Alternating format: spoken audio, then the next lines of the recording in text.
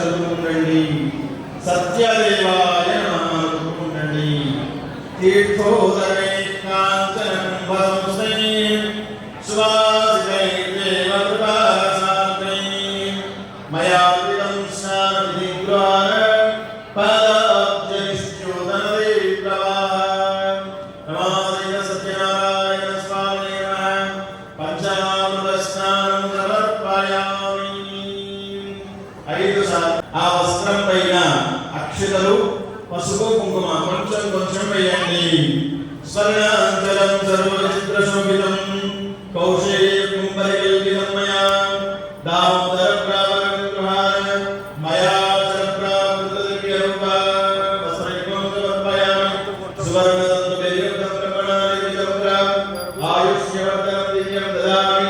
సురనాయకాకులచక్రకరాటలాజ్యం పున్నాహజాతికరవీరసాదపుష్పై బిల్వప్రవాదశీలమల్లికా విశ్వం పూజయామి జగదీశ్వర వాసుదేవ. స్వామివారి పూజలో భాగంగా మగవారు అక్షులను విడి పుష్పాలు తులసి దళాలు స్వామివారి 108 నామాలతో అర్చన ఉంటుంది. పుంసామోహనరూపాయ పుణ్యశ్లోకాయ మంగళం మంగళలీలాదీపందర్శయామి. సత్యనారాయణ స్వామి భగవానుడే. స్వామి వినిపిస్తలేదు మీకు తెలియకపోతే మనం చెప్పినది 4 రాత్రలేదు. ఇక్కడి నుంచి రిటైన్ చూస్తే గర్భాలయం అవుతారు. స్వామివారి రిటైన్ చూస్తే ప్రథమ ఎవరెవరు వచ్చినా స్వామివారి తిప్పు ఎక్కువ. సంతానం కలిగింది కావున నేను ఈ వ్రతాన్ని ఆచరిస్తున్నాను అని చెప్పగా అప్పుడు షావుకారు ఎదుర్కొన్నాడు.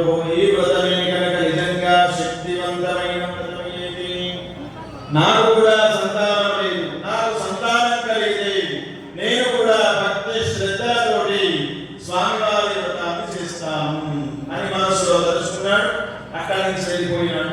ఈ విషయం తన భార్య లీలావతి తెలియజేశాడు.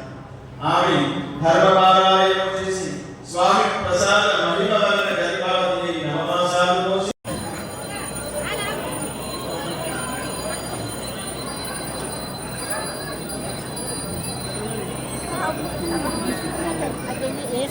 హారతి ఇవ్వండి.